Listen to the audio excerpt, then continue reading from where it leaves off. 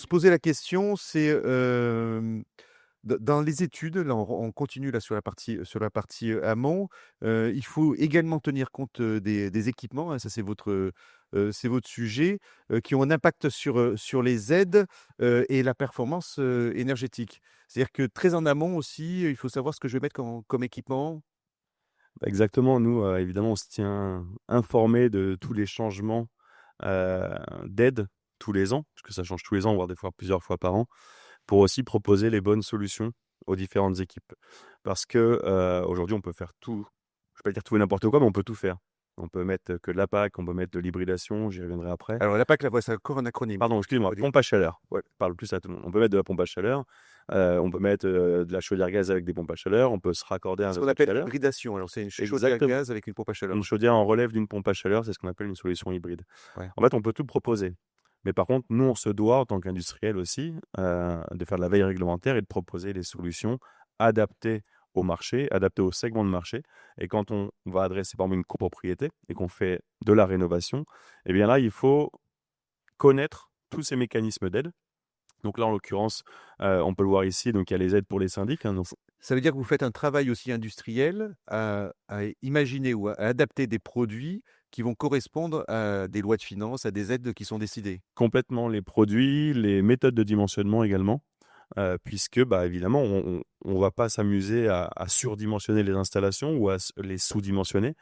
L'objectif, c'est qu'elles soient justement bien dimensionnées. Alors, pour répondre aux critères de performance énergétique du DPE, pour répondre aux critères d'éligibilité des aides et aussi pour répondre quand même à l'enjeu principal, c'est de décarboner et d'abaisser la facture. Donc tout ça, en fait, on les met, tout ensemble et on essaye de sortir la meilleure solution possible en accord et en conjointement avec, l'assistant maîtrise d'ouvrage et le bureau d'études, puisqu'on Ouais. travaille vraiment main dans la main. Oui, parce qu'on donc on imagine, là j'essaye de résumer, mais j'ai compris un truc, il me semble. C'est, suivant un matériel utilisé, je vais cocher une bonne case DPE. Hein, donc ça va être, favorable pour le DPE qui va faire le diagnostiqueur immobilier, parce que ce matériel-là, il est bien bonifié pour ce DPE. Ça va être favorable pour, l'aide également que je vais avoir et puis ça va être favorable pour le carbone. Évidemment, Et donc il faut trouver cette matériel qui va répondre à ces trois critères, hein. c'est exactement ça. Voilà, donc on se doit de connaître tous ces mécanismes. Là, on peut voir là sur le slide suivant, en fait, par exemple, les derniers bouleversements, on va dire, réglementaires sur la partie aide, c'est les nouvelles fiches C2E sur la rénovation globale de novembre dernier, qui sont maintenant, d'actualité. Donc la réno globale, les aides C2E ont changé, elles ont été bien modifiées et puis on a également les aides, par fiche, donc pour une famille de produits, pour un type d'équipement qui elles aussi ont été revues puisque par exemple l'ECS Collective, a vu ses aides améliorées. L'ECS collectif, l'eau chaude L'eau chaude sanitaire, sanitaire, c'est ah ça? oui, excusez-moi. La pompe à chaleur eau chaude sanitaire collective Oui. a vu ses aides améliorées et par contre, les aides sur les chaudières gaz, seules, elles ont été supprimées. Donc ça, nous, c'est quelque chose en tant qu'industriel, on a 15 usines en France, on a des usines de chaudières, de pompes à chaleur, de chauffe-eau électriques, de chauffe-eau thermodynamique et bien, forcément, on a besoin de connaître tous ces mécanismes pour savoir comment on va adresser la profession. S'il y a plus d'aide sur la chaudière toute seule, c'est justement parce que l'État veut qu'on, décarbone, qu'on améliore la performance énergétique de ces chaudières et donc du coup, on leur associe une pompe à chaleur, par exemple. Évidemment avec une amélioration du bâti, mais c'est un tout. Donc finalement, ce qui est aujourd'hui, au début, une contrainte est faut vraiment la saisir comme une opportunité et donc on va encore une fois là, analyser les dispositifs d'aide qui existent. Alors jusqu'à présent, oui, il y avait les aides par fiche en C2E, en certificat d'économie d'énergie, qui pouvaient être très généreuses. Maintenant, on se rend compte qu'aujourd'hui, l'aide à rénovation globale est la plus généreuse et même des fois, c'est plus intéressant d'être directement sur la fiche C2E, donc certificat d'économie d'énergie, rénovation globale, plutôt que d'aller utiliser fiche par fiche. Par contre, évidemment, il y a des critères à respecter. La fiche rénovation globale, il y a obligation de faire un audit, donc de travailler avec un AMO, évidemment. De toute manière, je pense qu'on l'a compris, hein, il faut se faire accompagner si on veut vraiment aller chercher les solutions les plus pertinentes. Il y a une obligation d'atteinte de l'étiquette E, à minima. Un gain énergétique de 35%, on retrouve ces fameux 35% qui sont aussi dans les aides de l'ANA. Et une particularité qui n'existait pas avant, soit se raccorder à un réseau de chaleur renouvelable, donc qui a un taux de chaleur renouvelable supérieur à 50%, soit de basculer sur une installation 100% pompe à chaleur. Donc on remplace tous les équipements par des pompes à chaleur. Ou alors, on peut également conserver la chaudière gaz qui est en place. Donc là, je parle bien d'une chaufferie collective, c'est ce qui va être le plus simple. Et on y installe également une pompe à chaleur. Mais là, on doit vérifier que la pompe à chaleur couvre à minima 70% des besoins de chaleur du bâtiment. Donc encore une fois, on ne fait pas n'importe quoi. On fait ce qu'on appelle une hybridation. On met de la pompe à chaleur pour décarboner et pour améliorer énergétiquement la performance du projet. Donc on le voit ici que, par exemple, l'État, dans le cadre de ce dispositif, a survalorisé le fait qu'on décarbone le système énergétique. Soit qu'on change de vecteur, soit qu'on électrifiera massivement l'énergie. Puisque aujourd'hui, c'est 50% d'aide supplémentaire si vous changez votre système de chauffage collectif. 50% d'aide sur quelle partie de l'aide? Alors, c'est donc la rénovation globale, c'est si vous ne travaillez que sur le bâti, vous avez 27 € Ouais. d'aide par mètre carré, à minima. Donc ça, c'est avec le coup de pouce de l'État. Et si en plus, vous travaillez sur les équipements énergétiques collectifs, par exemple, ou individuels, vous avez donc du coup 41 € par mètre carré de surface d'aide. Ah Donc oui. c'est un dispositif qui est quand même important. Ouais. Nous, quand on met tout ça bout à bout et qu'on est, alors je veux dire, des fois, quand on est un peu nombriliste et qu'on regarde juste sur l'investissement de nos machines, ça couvre une très grande partie de l'investissement des machines. Mais il ne faut pas penser que machine, on l'a bien dit, il faut penser global. Ouais. Donc voilà pour cette partie, ces certificats d'économie d'énergie. Puis tout à l'heure, on en parlait, là, bien évidemment, il y a les aides de l'ANA qui complètent les C2E. Ça, ce sont vraiment les deux mécanismes nationaux qui sont, on va dire, je pense, les plus connus au niveau du territoire. Et là aussi, bah, voilà, on constate que les aides de l'ANA sont conséquentes. 35% de gains, ça va générer un 30% de couverture des travaux par l'ANA. 50% de gains, ce qui est possible quand on associe, quand on part d'un projet dit passoire thermique, G ou F, et qu'on du coup on lui associe un traitement du bâti, des équipements, on peut aller chercher les 50%. Et bien là, on va avoir 45% des travaux subventionnés, plus 10% si on a atteint l'étiquette D. Et ce qui est aussi possible quand on couple rénovation bâti, amélioration des systèmes et qu'on passe à la pompe à chaleur ou à l'hybridation. Donc tout ça mis bout à bout fait que les aides nationales, en plus des aides locales, sont très importantes. Il faut s'aider pour comprendre tous ces mécanismes, c'est complexe, donc c'est pour ça qu'on est tous là autour de la table.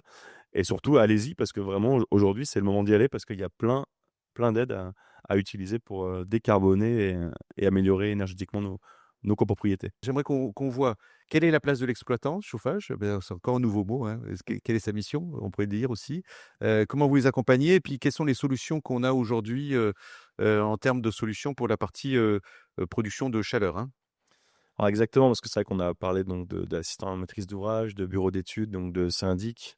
Mais il faut aussi passer aussi par l'exploitant ou l'installateur, puisque c'est aussi eux qui vont répondre aux appels d'offres, qui vont faire les devis. Et ce sont les exploitants notamment, ce sont finalement les premiers qui connaissent les consommations d'un bâtiment. Et l'avantage, c'est que normalement, chaque bâtiment aujourd'hui est exploité, ou chaque bâtiment, quand on a un problème, on va appeler son installateur parce qu'on a un problème. Je crois que là je parle de Estanco, je crois que le chauffage, c'est 30% des dépenses d'une copropriété, c'est pas ça, le chiffre, Souvent plus, Souvent plus. Souvent plus, surtout ces derniers temps, oui, ça peut même aller à 50%. Ouais. Du coup, donc c'est essentiel. Et donc Atlantique, on accompagne toute la filière et notamment les exploitants, parce que ça fait quand même plus d'une dizaine d'années où on équipe à peu près une chaufferie sur 2 en France. Donc on a une connaissance assez fine des chaufferies gaz, notamment sur le territoire. Et donc chez les exploitants, on est très proche d'eux pour les accompagner notamment sur la pose, sur l'exploitation, sur le SAV des chaudières. Et donc ces exploitants, on décide aussi de les accompagner sur la connaissance de toutes ces aides, de tous ces dispositifs. Parce que les gros exploitants ont des cellules internes, mais les plus petits ou même les agences des gros exploitants, je parle de Dalkia, Engie, qui sont les deux majors en France, des noms connus, eh bien, vont avoir besoin aussi d'être accompagnés sur le territoire. Donc du coup, on a mis en place, sur le slide suivant, un outil DPE. Alors c'est un outil DPE maison, entre guillemets, il n'y a rien d'officiel, mais l'avantage, tu le disais tout à l'heure, les DPE collectifs, ils sont tous tramés de la même manière, quel que soit le logiciel.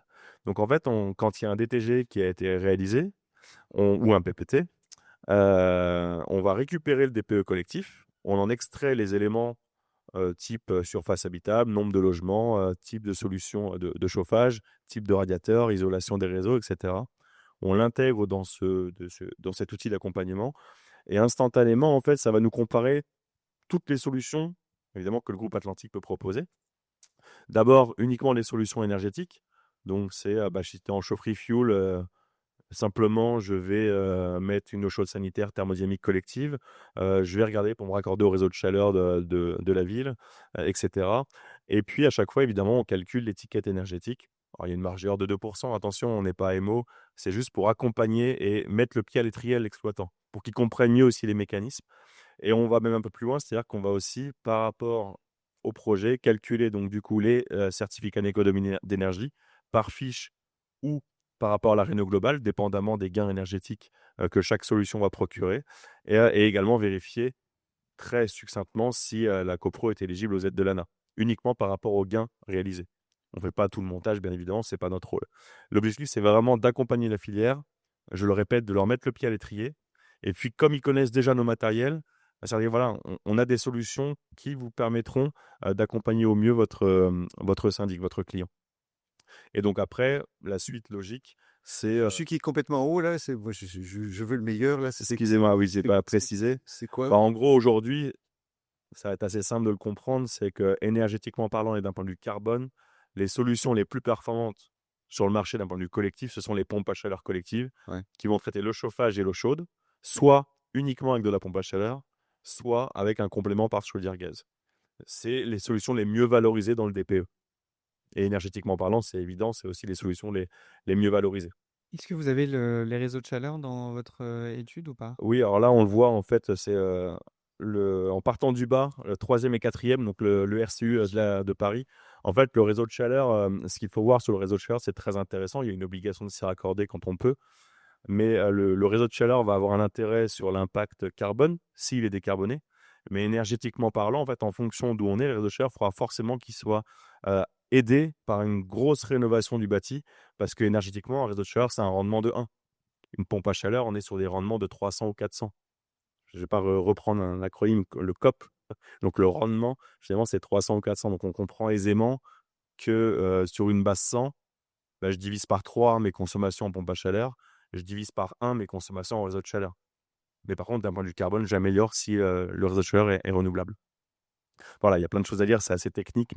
Et donc, du coup, comme l'environnement est technique. C'est de la thermodynamique, après, on ne va pas rentrer dans le détail. Exactement. Moi, je pourrais passer la journée à vous en parler si vous voulez. Non, mais réellement, donc, du coup, il y a tout ce principe de mécanisme d'aide dont on a parlé ce matin. Donc, les exploitants, même les installateurs en sont friands, ils ont besoin de comprendre. Il y en a beaucoup qui peuvent être perdus. Et puis après, en fait, on va les accompagner, même bureau d'études et MO, hein, quand on peut être sollicité en avant-projet. Donc, le DTG a été réalisé, on va lancer les travaux. Et puis, pour étudier la faisabilité technique, on va monter sur les toits avec vous pour regarder ce qu'on peut faire. On va implanter les packs, on va parler d'acoustique. Voilà, il y a plein de sujets. Mais là, en tout cas, le groupe Atlantique va accompagner vraiment la filière et les exploitants pour que tout se passe le mieux possible.